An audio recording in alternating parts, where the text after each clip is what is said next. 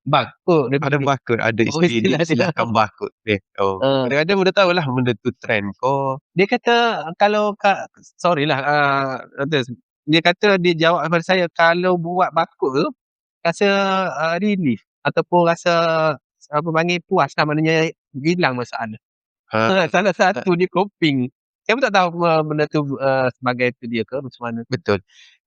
Kalau kita mengajar fizik dulu ni, kita faham energi tu tidak boleh dicipta dan tidak boleh dimusnahkan. Energi, konsep energi kan. Konsep Saya ingat power, apa dia? energy dia. Law dia tu, ingat kan? Ha. Tapi energi. Emotional gitu juga. Emotional ni, the sort of inner energy kita, duduk dalam diri. Kalau tak boleh pergi, dia akan salur ke tempat lain. Biasa kalau cara-cara sihat untuk ventilate, untuk stres ni, kita kecek kita buang, okah Ataupun lega. kemah rumah ke. Baru buat hobi kan, kita akan lega.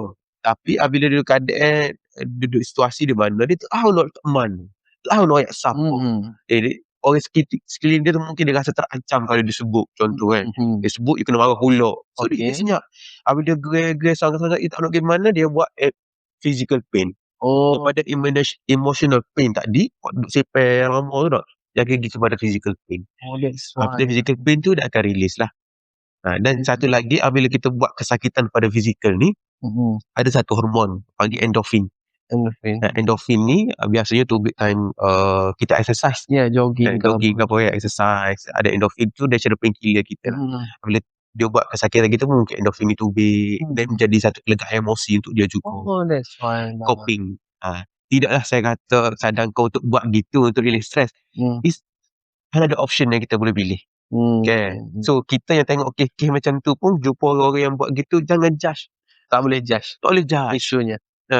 We listen, we don't judge. We don't judge. We listen, we don't judge. Just active listener. Kita dengar masalah dia.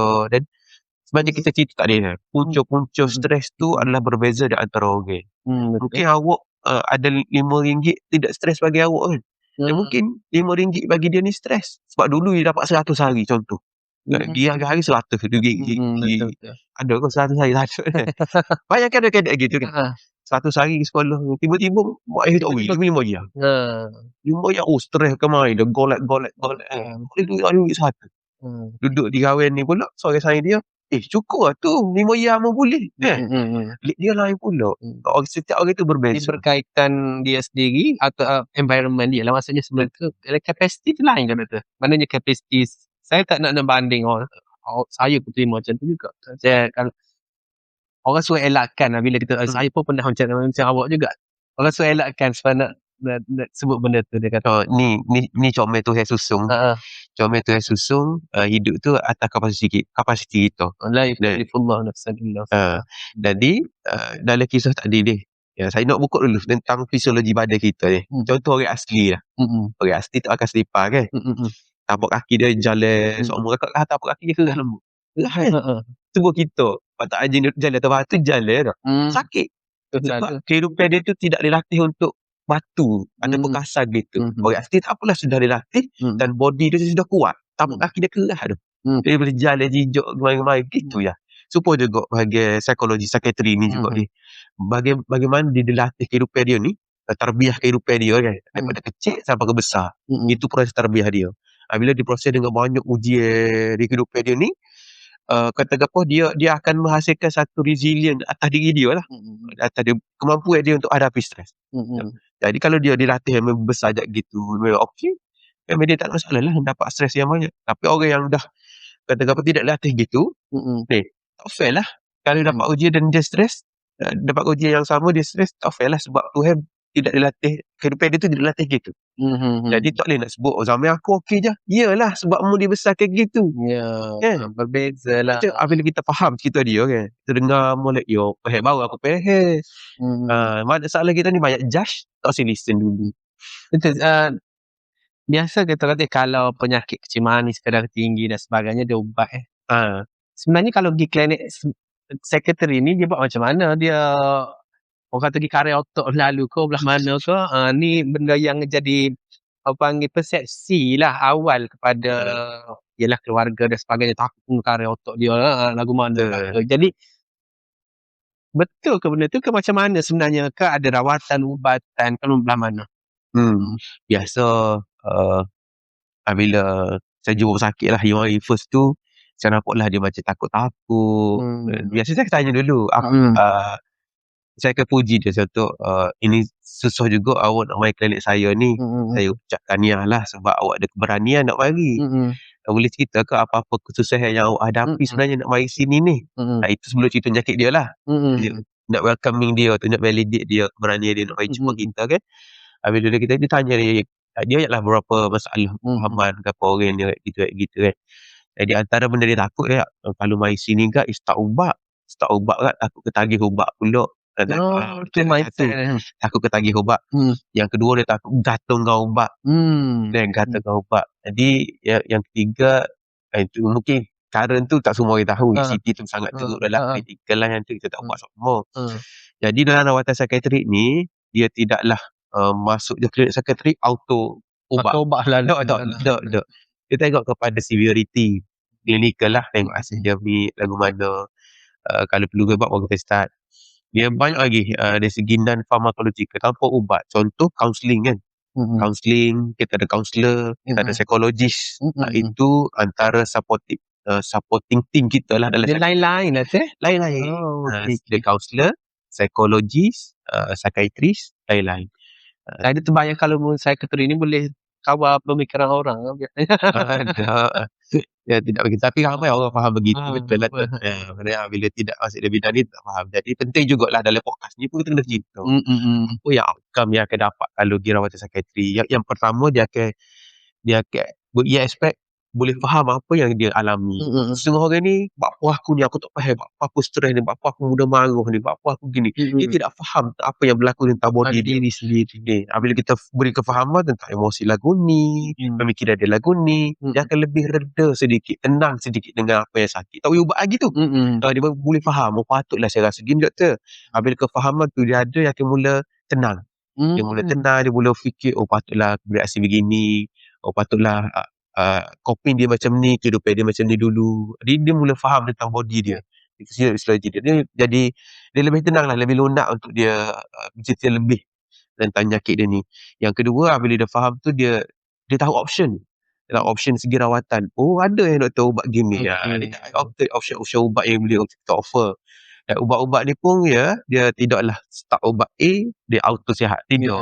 Dia ada proses yang panjang rawatan ni lah. Dia boleh try ubat A dulu. Dan biasa doktor-doktor konsep doktor kita bagi low dose, kita bagi yang tak ada kurang side effect. Jadi dia tak silah memberi mudarat pada sakit tu sendiri. Yang ketiga pasal ketagih lah. Yang dia faham tentang masuk ubat ni akan gatal dengan ubat. Dia tidak semestinya gitu. Ubat-ubat ni dalam sains ni, dalam hospital ni tidak semua ubat yang menyebabkan ketagihan. Yang tinggi yang kita buat start ubat tu adalah untuk merawat. Proses merawat dulu kan. Proses merawat dulu. Ada pantauan, ada dos dia tidaklah sampai ketagihan lah. Doktor boleh tak? Sebab doktor dah ada kerja dalam 10 tahun lebih kurang dah. 10 tahun. Pengalaman yang orang panggil bagi kesan lah pada doktor sendiri dalam rawat pesakit. Maknanya mungkin dia daripada tu akhir sekali dia berjaya keluar daripada masalah sakit mental tadi. Boleh doktor share ataupun masalah kesihatan mental. Pengalaman doktor. Sebab nak tahu perjalanan yalah kalau kita pergi kalau kecil manis ni sampai mati orang kata kena pergi ubat. Jadi adakah yang pesakit dah berjaya sembuh macam gitulah. Saya segi tugas sayanya banyak terlibat dengan rehabilitasi. Rehabilitasi psikiatri lah. Rehabilitasi psikiatri ataupun komuniti psikiatri. Tu masa saya buat servis saya tu di Hospital Pakai ISM tu banyak dengan unit ni dengan bos saya lah. Jadi dalam proses rehabilitasi ni kalau orang patah kaki dia sembuh tulang dia tu, kita ajar dia jalan semula. Itu konsep rehabilitasi. Jadi dalam psikiatrik ni dia ada juga psikiatrik rehabilitasi.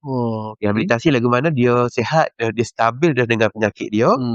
Kita bantu dia tu pulih sampai dia boleh bekerja. Di psikiatrik ni dalam fokusnya di rehabilitasi psikiatrik ni, bila dia pulih, antara cabaran dia ni nak balik kerja semula. Betul. Nak berhadapan dengan masyarakat. Dia sihat dah, makan ubat molek dah. Tapi dia akan kurang keyakinan. Dia pergi kerja, dia tengok lek dia. Lepas tu yang malangnya juga kalau dipecah. Sebabnya mu ada penyakit mental, mu dipecah. Okay. Dia dihalang Daripada bekerja seperti orang lain. Dia sihat dah. Itu antara cabaran-cabaran pesakit kita lah. Lepas pada dia sihat pun, orang duduk judge dia lagi. Itu antara halangan-halangan. Jadi rehabilitasi psikiatrik ni adalah satu unit yang kita bantu dia boleh bekerja semula. Jadi duduk dengan kita train, dia buat kalau di USM ni bawah mentari USM lah. Ajar dia buat kerja semula. Dia start proses urus diri dulu, urus komunikasi dan urus untuk jana duit untuk diri dia. Dan kejayaan dia banyaklah hasil kerjasama dengan Pekeso dan ada pesakit-pesakit yang boleh berjaya sampai dia boleh kerja di Maidin. Dan kita follow up lah. Dia ada program dia. Itulah programnya doktor buat darah bawah rehabilitasi mana tak lepas gitu je lah. Dan itu support dari segi satu, kita akan bincang juga dengan majikan ambil dia.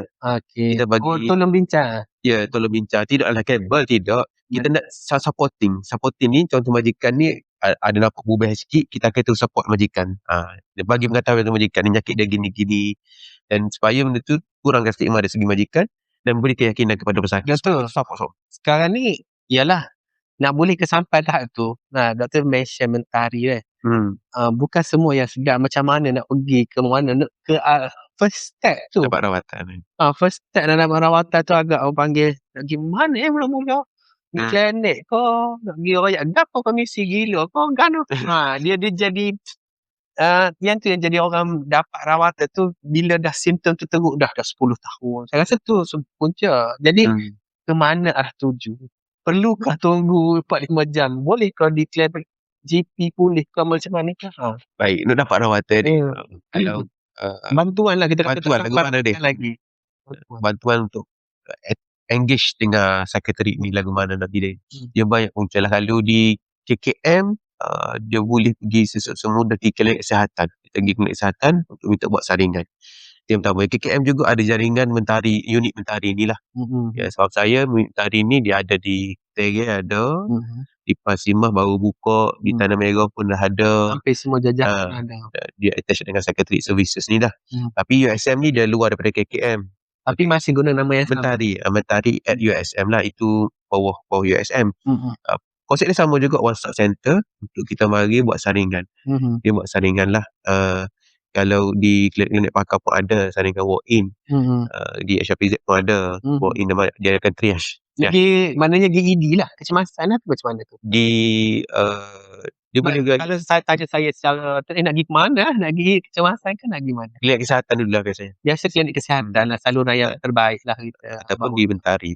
Di Mentari direct. Ataupun loan ni online dah ada. Kalau sahabat-sahabat boleh pergi Mentari .MOH. Ada self-test. Ada self-test. Kita boleh buat questionnaire. Dan tu tak isi nama lagi. Tapi apabila dapat result tu, kita decide dia rujuk untuk nak buat rujukan, kita boleh tekanlah untuk buat rujukan. Dia akan pilih mana-mana center yang terdekat. Dia akan ambil appointment. Satu benda yang panggil, kadang-kadang doktor pun tak tahu juga kalau duk unit lain, doktor pun tak aware juga. Soalan tambahan lah, sebelum terakhir lah. Ada sekarang dirujukan, sekarang kita tengok adik-adik, anak-anak kecil yang autism dan sebagainya.